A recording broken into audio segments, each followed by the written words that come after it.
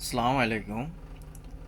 আসলে আমরা বাংলাদেশের মানুষ শান্তি চাই, নিরাপত্তা চাই, অত ভেজালে যাইতে চাই না। কেন বলছি এই কথাটা?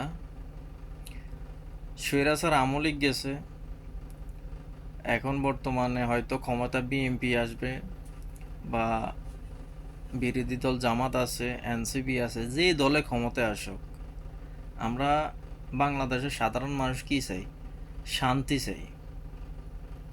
মানে শান্তি জিনিসটা কি ওইটা খুঁজি আমরা। যদি আমরা প্রবাসে আছি, যদি আমি প্রবাসে আছি, আমরা প্রবাসে থাকি, তারপরে দেশে গেলে আমরা একটু শান্তি খুঁজি। আমি আমার এলাকার দ্বন্দ্বে বলতেছি, যেমন রাখালিয়া বাজার, লক্ষ্মীপুর রায়পুরের একটা অংশ রাখালিয়া বাজার। অবৈধ সরকার শেখ হাসিনার পতন হয়েছে, তাহলে তো বাংলাদেশের সব জায়গায় টেন্ডার, যত বাজার গাড়া সব কিছু বাদ। এগুলো আবার নতুন সরকার আসবে, আবার নতুন টেন্ডার হবে, বা তখন আবার এগুলো চালু হইব। তা আমার প্রশ্ন রইল এখানে, এই যে আমি এবার বাড়িতে গেলাম, আমি নিজ চোখে দেখে আসলাম, 3 মাস আগে আসছি আমি বাড়ির থেকে। এই যে বাজারে এখন যে খাজনা তুলতেছে, চাঁদা তুলতেছে, ট্যাক্স নিতেছে, এগুলা খায় কে? এগুলো যায় কার পকেটে? মানে এগুলা ভোগ করে কে? এটা কি সরকার পায়? তত্ত্বাবধায়ক সরকার পায়? পায় না। তো আমাদের দেশে স্বৈরাচার যাক, ডাকাত যাক, আর চোর যাক, চাঁদাবাজি চলবে। মাগা চাঁদাবাজি, টেন্ডারবাজি এগুলো বন্ধ হইব না। আমরা সাধারণ মানুষ কি চাই? শান্তি চাই। যে চাঁদাবাজি না হোক, টেন্ডারবাজি না হোক, এবং কি মানুষের হয়রানি না হোক। আমরা এলাকাতে শান্তি চাই, শান্তিতে থাকতে চাই, শান্তিতে বসবাস করতে চাই। এই যে ফেসবুক খুললে দেখা যায়, এই যে আজকে ফেসবুক খুলে দেখলাম যে ফেনী সোনামুড়িতে এক বাজারে যে মানুষ মাল কিনতে গেল চাঁদা দেওয়া লাগে, মাল বিক্রি করলেও চাঁদা দেওয়া লাগে। মানে ওটার নাম দিছে খাজনা। এটা কই পাইছে?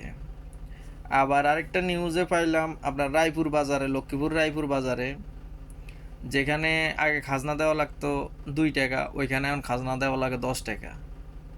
কেন রে ভাই? এখনো তত্ত্বাবধায়ক সরকার ক্ষমতায়, এখনো এককভাবে কোনো দল আসে নাই। আর নিজ চোখে দেখলাম যে বিএনপির বর্তমানে যেসব নেতাকর্মীরা যে মিছিলের সামনের সারিতে, এবং কি মিটিং মিছিল সব কিছুর সামনের সারিতে, গত 17 বছরে এইসব নেতাদেরকে, মানে হাইব্রিড নেতাদেরকে, যে ফেসবুকে আইসা একটা স্ট্যাটাস দিতেও দেখি নাই দলের পক্ষে, মানে বিএনপির পক্ষে। কিন্তু এখন এরা মানে বিএনপি করে, এবং কি সামনের কাতারে। আবার এরাই চাঁদাবাজি করে, আবার এদের কারণে দলের নাম খারাপ হয়। এরকম জামাতের ভিতরেও আছে, জামাতেরও অনেক আছে, যে 17 বছরে দেখি না এরা কখনো বলতে যে আমি জামাত করি, শিবির করি। এরা এখন সামনের কাতারে, এদের কারণে দলের বদনাম হয়। এই যে চাঁদাবাজি, টেন্ডারবাজি, এগুলার সাথে বেশিরভাগে জড়িত কিছু হাইব্রিড নেতা আছে এরা। আর এদেরকে সাপোর্ট দেয় কারা? বিএনপির ভালো ভালো মনে করেন এমপি মন্ত্রী, ভালো বা উপরের লেভেলে যারা আছে এরা সাপোর্ট করে। এদের সাপোর্ট করার কারণে এদের ছত্রছায়াতে এরা আরও ব্যাপরীয় হয়ে যাইতেছে, এবং কি এলাকার মধ্যে চাঁদাবাজি এগুলো চলতেছে। তো স্বৈরাচার আমলিকেও বুঝি না, বিএমপিও বুঝি না, জামাতও বুঝি না। আমরা সাধারণ মানুষ শান্তি চাই, শান্তি চাই, শান্তিতে বসবাস করতে চাই, শান্তিতে বাঁচতে চাই। যে যে দলে ক্ষমতা আসুক, বাংলাদেশের এটা একটা কালচার হয়ে গেছে, যে দলে ক্ষমতায় আসুক মানে দুর্নীতি করবে। আরে ভাই, দুর্নীতি করো, সমস্যা নাই, দুর্নীতির একটা লিমিট আছে। এই যে শেখ হাসিনার আমলিকের মানুষে দুর্নীতি করতে করতে সীমা অতিক্রম হয়ে গেছে, আল্লাহ কিন্তু সাথ দেয়, সাইরা দেয় না। শেষ পর্যন্ত শেখ হাসিনার কী অবস্থা হয়েছে, মানে শেখ হাসিনার বা আমলিকের কী অবস্থা হয়েছে শেষ পর্যন্ত। এটাতে যদি বাকি রাজনৈতিক দল যারা আছে এরা যদি শিক্ষা না নেয়, বা এদের যদি শিক্ষা না হয়, তাহলে এদের সামনে ভবিষ্যৎ কিন্তু অন্ধকার। আমি মন থেকে আমি বিএমপি করি, বিএমপি সাপোর্ট করি, আজকে না, অনেক আগ থেকে। লক্ষ্মীপুরে শহীদুদ্দিন চৌধুরী অ্যানি ফোরাম একটা ছিল, ওইটাতে ছিলাম। পরে ওইটা বাঘ হই, একটা হয়ে গেছে জেড পোস্ট ফোরাম, আরেকটা হয়ে গেছে আপনার জিয়া সাইবার পোস্ট। দুই ভাগ হয়ে গেছে। এখনও আমি ওইখানে আছি, ওইখানে থেকে রাজনীতি করি লক্ষ্মীপুর জেলা পর্যায়ে। অনেক কিছু চোখে দেখি, অনেক কিছু জানি, কিন্তু বলতে পারি না। তবে সংক্ষেপে একটা কথায়, আমরা প্রবাসীরা গত 17 বছর যে এ বিএমপি করি এবং বিএমপি দলের জন্য যে আমরা প্রবাস থেকে যতটুকু সাপোর্ট দিছি, যতটুকু করছি, কোনো নেতা কর্মী দেশে থেকে এতটুকু করতে পারে না এবং করে নাই, এবং কি এখনও আমরা করতেছি। তো সতর্কবার্তা এই একটে, আল্লাহ সাথ দেয়, সাইরা দেয় না।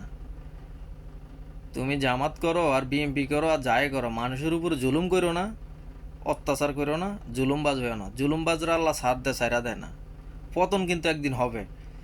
ফেরাউনও চাইছে সারা জীবন রাজত্ব করত, শেষ পর্যন্ত ফেরাউনের পতন হয়েছে না। শেখ হাসিনা ফেরাউনও চাইছে সারা জীবন রাজত্ব করত, শেখ হাসিনা ফেরাউনের এখন ফাঁসিটাই হয়ে গেছে না। অতএব ক্ষমতা সারা জীবন থাকে না, এক সময় না এক সময় এটা পতন হয়ে যায়, আর ওইটার খেসারত দেওয়া লাগে। তুমি হারাম পথে টাকা ইনকাম করবা, চাঁদাবাজি, দুর্নীতি, টেন্ডারবাজি করে টাকা ইনকাম করবা, ওই টাকা তোমার সন্তান খাইব, তোমার মা খাইব, বাপ খাইব। সামরিক সময়ের জন্য ভালোভাবে চলতে পারবা, ভালো খাইতে পারবা, ভালো চলতে পারবা, কিন্তু আল্লাহ পাক যখন ধরব তখন দেখবা যে কি অবস্থা হয় আর কি হালাত হয়। আল্লাহ ছাইরা দেয়, ছাড় দেয়, কিন্তু ছাইরা দেয় না। বারবার একই কথা বলতেছি। তা আমরা এলাকার মানুষ শান্তি চাই, শান্তিতে বসবাস করতে চাই। টেন্ডারবাজি, চাঁদাবাজি, দুর্নীতি এগুলো বাদ দাও ভাই। এখন বাংলাদেশে আমি দেখে আছি অনেক ভালো ভালো মানুষ লম্বা লম্বা টুপি মাথার দেয়, পাঁচ ওয়াক্ত নামাজ পড়ে, আবার দিয়ে দুর্নীতিও করে, চাঁদাবাজিও করে, চাঁদাও তোলে, খাজনাও তোলে, লম্বা লম্বা দাড়িও আছে, দাড়িতে কালারও লাগায়।